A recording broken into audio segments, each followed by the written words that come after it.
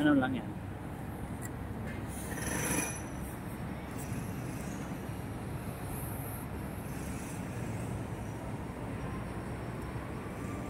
Saka kung mag-video ka, kailangan hindi magalaw kamay mo. Nare-reklamo yung manood eh. Nakakahilo. Yung baling ka lang ng baling. Saan mo lang ipaling, hindi mo bantayan ng maayos. Dapat dandahan ka lang mag-move. Mag-video. Ganyan lang.